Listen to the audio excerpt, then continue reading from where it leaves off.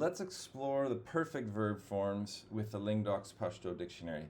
Now, we use perfect verb forms, so we want to talk about not just the action itself, but the resulting state from the action. So if I say, like, I ate, then I'm saying I ate something, right? I ate food. But if I say I have eaten food, it means that's using a perfect form to mean basically I'm full now. So I've eaten and there's a resulting state or consequences. And so when we want to make sentences like that, we can use the perfect verb form.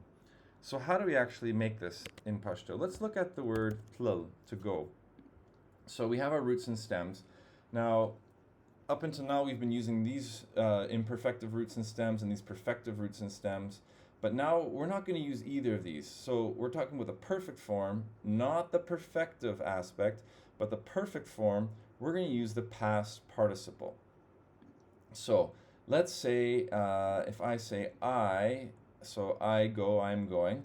Let's take the perfect form and the present perfect form, zatlilayam, which is basically saying there's a past event with present consequences. So it's still a past verb form, but we're kind of implying present consequences. So if I say zatlilayam, it's like I've gone as in I'm not here anymore, or I've gone as in I have the experience of going. Like if I say zakabal tatlilayam, I've gone to Kabul, then I'm saying I have the experience I have the experience of going to Kabul.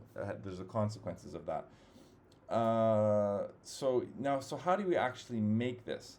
So if we look at the formula, this is a past participle and a present equative. So we're taking the past participle, and there can be a long or short form for some of these past participles. And then we're also taking a present equative. So there's actually two blocks in this verb form. If we look at the block form here, we can see the is our subject, it's the king of the sentence, and then we have tliliyam. So these are two things, the past participle and the equative. Now, the interesting thing about this is that both of these blocks need to agree with the king of the sentence. So the king's rule or the king's domain rules over both of these things here. So here, tlile is it's just a masculine singular because it's agreeing with I, masculine, and yam is a first person singular equative. So if I were to say that if it's a girl going, then if I say I have gone and I'm a girl, zatliliyam, then this agrees here with the subject being feminine singular, and this is still the same. If I say we went, if we're masculine or mixed, muntliliyu. So here, this is masculine plural, and this is also first person masculine plural. So this thing will agree following a pattern 2 inflection. You can look at those inflection patterns in the grammar.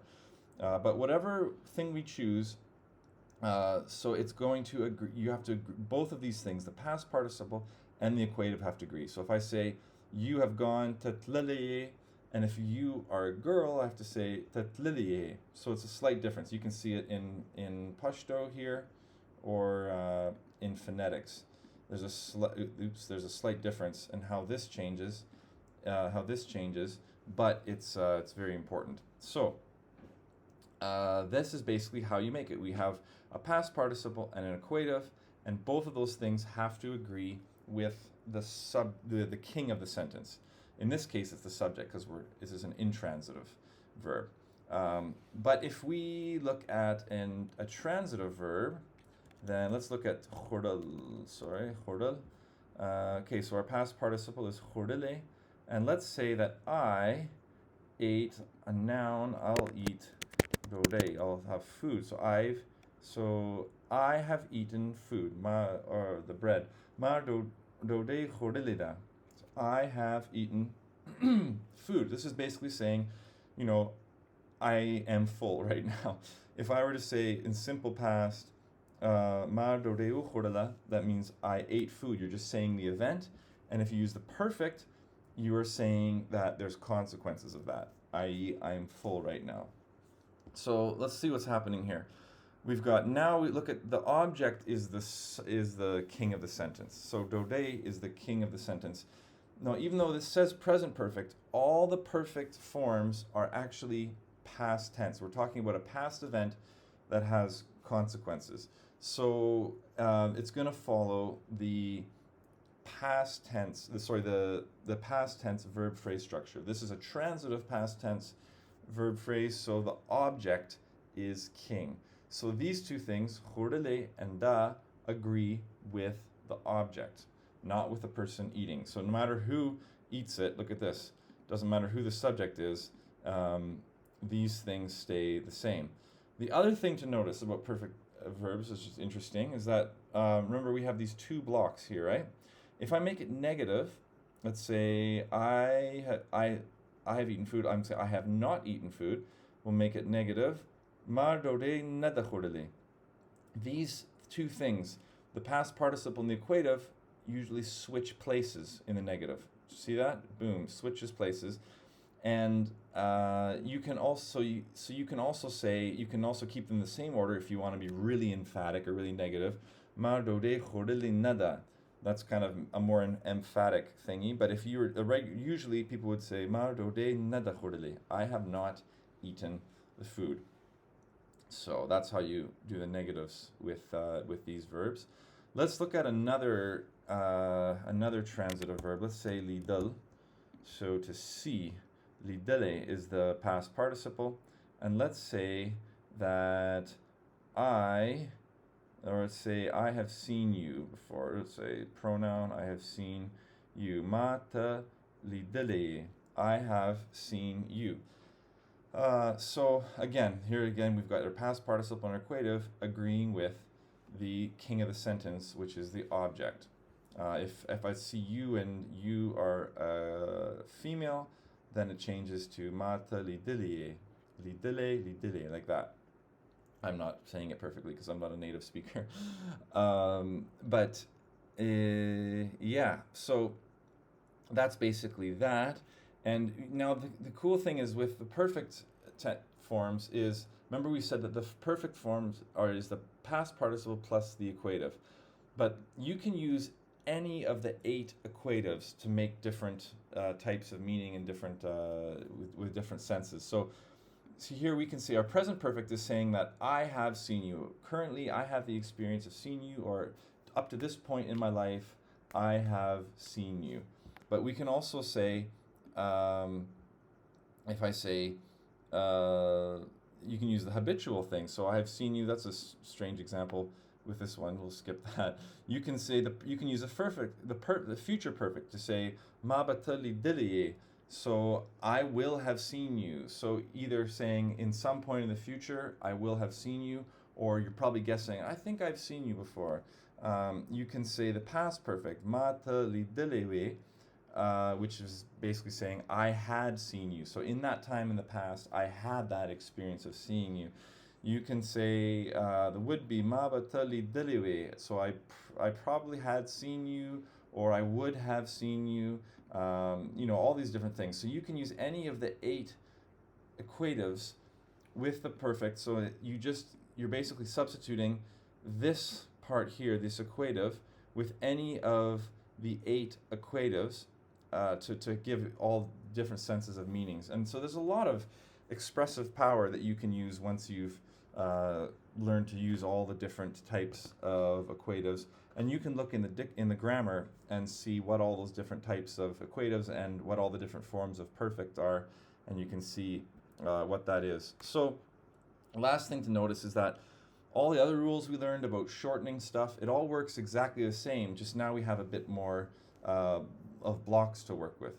So if I say ma batali diliwe, I would have seen you, then you could take the king out like this, and you could say mabali diliwe, I've probably seen you. Or you can we could take, just make the servant a mini pronoun, and it would be tabameli diliwe. Notice how this comes in after the ba in the kids section. That's the shrunken servant for me. Instead of ma, it shrinks to me. Or you can make it really short, and you could say li dili bamiwe. I had a funny instance about, we talked about the importance of, see this little change. Oh, sorry, not that one. Let me change this. If I say, let's say you will have seen me. Let's make it full form. Ta bazı lidilewum. You will have seen me, or you probably would have seen me. So here we go. We got ta bazı lidilewum, and so this lidile is masculine. It's agreeing with the king here, and this also is agreeing with the king right here. So if you were to say, you will have seen me, but if me was a girl, then it goes ta bazı lidilewum. Okay, so one time I was talking to a bunch of guys, and I just kind of learned how to say these kind of sentences. I was feeling quite proud of myself, and I meant to say to a guy who he recognized me, and I said, "Oh, you probably would have seen me before." So I made it into the shortest form. I said lidile badewum, like that, but I didn't say lidile badewum. I said, check this out. I said the feminine form, lidili badewum, and they all burst out into laughter and were just mocking me because I was talking like as if like a girl. Like a girl says lidili badewum, and a guy says lidile badewum, and so I'm still not good at making that little difference in pronunciation, but it does make a difference. So that's basically it. That's your perfect verbs. You have basically you have two blocks, which is your past participle and your equative, and both of those blocks have to agree with the king of the sentence. And to make them agree, you inflect this one like a pattern 2 noun or adjective, and this one here is your equative, and you can use any of the 8 equatives. It just always has to agree with the king of the sentence.